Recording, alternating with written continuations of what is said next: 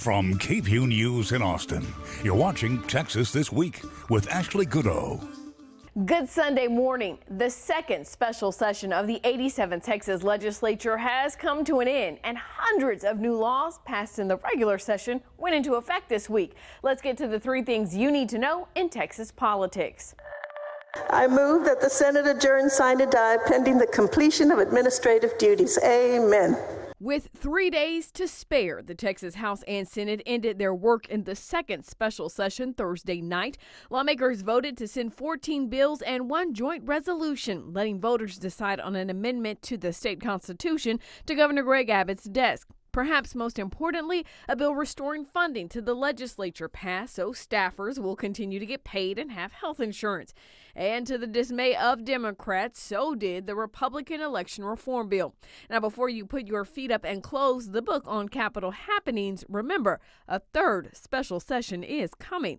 Texas lawmakers have to redraw political maps for the upcoming election. For the Senate, that committee work continues Tuesday, Wednesday for the House. Now, back to that election reform bill. The 76 pages of Senate Bill 1 make several changes to Texas's election code. The most debated, banning 24-hour voting, banning drive-through voting, requiring people who assist voters to sign affidavits, giving partisan poll watchers, quote, free movement in the polls, and making it illegal for local election officials to send out mail-in ballot applications unless a voter requests one.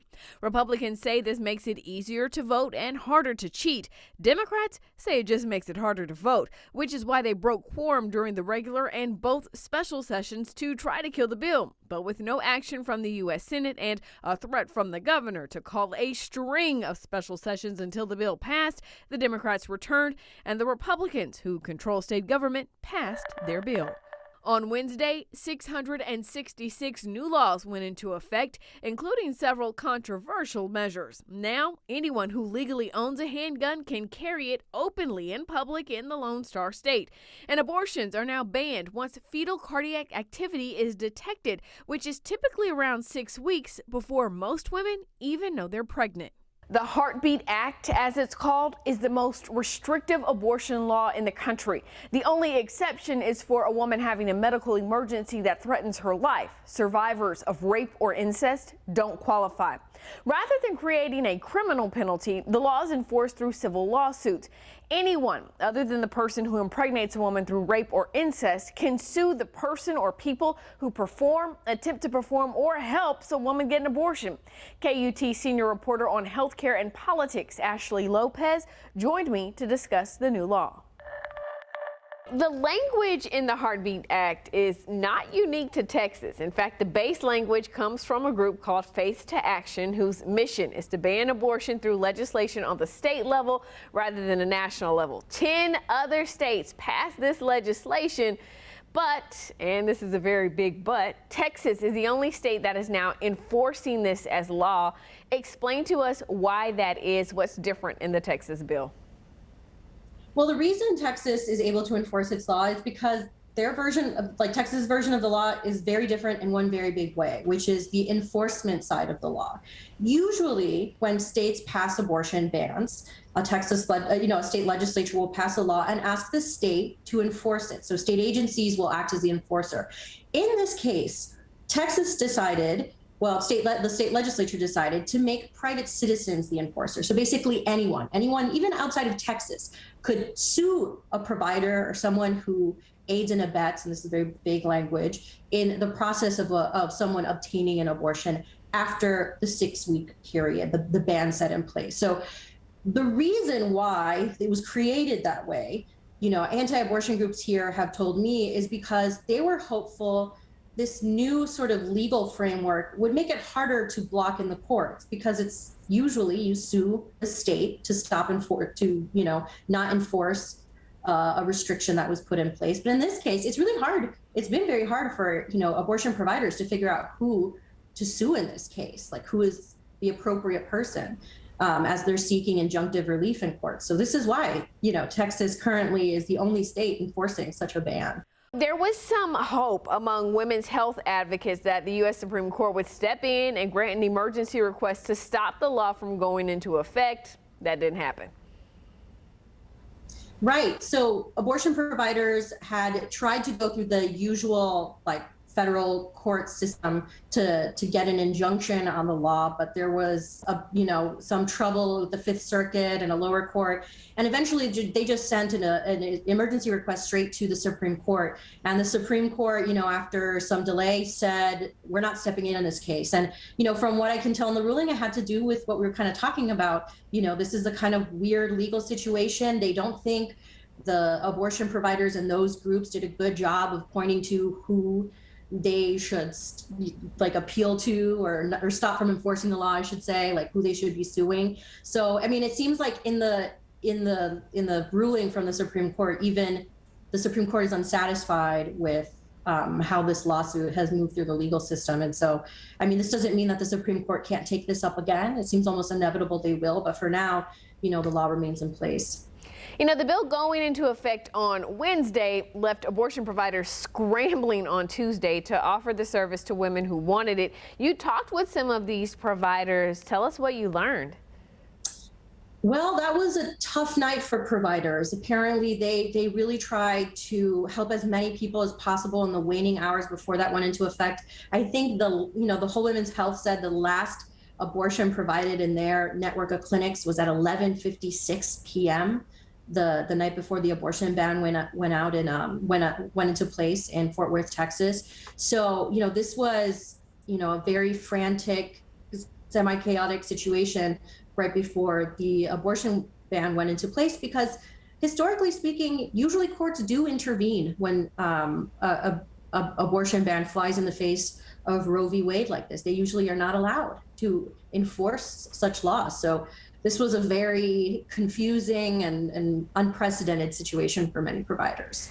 Are these providers concerned about what women who want abortions, because we know that desire is not going to go away just because of a new law. So are they concerned about what's going to happen to women who are seeking abortions in the future? Very concerned.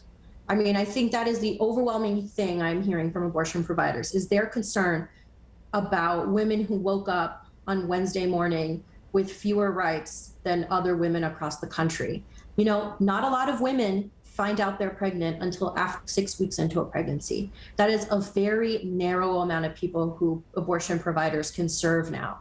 And it's not like fewer women all of a sudden are going to need abortion. So what's going to happen is a lot of women are going to be forced to carry out a pregnancy they don't want, or they're going to be forced to go out of state. And since we're in Texas, anyone who lives here knows driving out of state, going out of state is not cheap. And if you're driving, it's not short. And depending where you live, this could amount to hours and hours of driving and a lot of cost. And if you don't have the money for that, then you're kind of out of luck. And so that's kind of where women are finding themselves now. And abortion providers are very concerned. Another option is self-managed abortions, which can be safe in some cases, but there's a reason why you want to have, when you have any sort of medical procedure, you want to have a doctor around. Sometimes things, require some assistance, but, it's kind of like the situation we're in as long as this law is in effect. I want to talk a bit more about the lawsuit enforcement portion of the law. It's pretty broad. Almost anyone can sue, not only the doctor or the medical staff that perform the abortion once there is cardiac activity, but also anyone who aids a woman who is trying to get an abortion. Talk to us about the implications that has on a wide range of people. I mean, that is what's really hard about working in staff, even in an abortion clinic right now. If you're someone who simply holds a clipboard, has any role in this, like you are presumably liable here if someone gets an abortion after 6 weeks. Now, I should clarify, abortion clinics have said they will not be providing abortions once, there is fetal cardiac activity. They are in compliance. They say they're in compliance with the law, but, it does, all that needs to happen is someone needs to allege that there was a violation of the ban for someone to have to deal with legal troubles. And that includes so many people. I mean, I talked to social workers, like this is a group of people who's also unknowingly put in now the crosshairs of a law like this. For example, rape crisis counselors, they have to, as part of their job, field questions about a woman's options after a sexual assault. And, abortion does come up. And right now they're weighing, do I do my job, answer questions and help someone with their options? Or do I make sure I don't run afoul of this law? It's very broad, and I think some people are operating with under the framework that they would be liable here, and others are saying I'm going to follow what is in my ethical code and sort of leave it at that and just let the chips fall where they may. President Joe Biden and Vice President Kamala Harris have voiced strong opposition to the new law, calling it a violation of Roe v. Wade.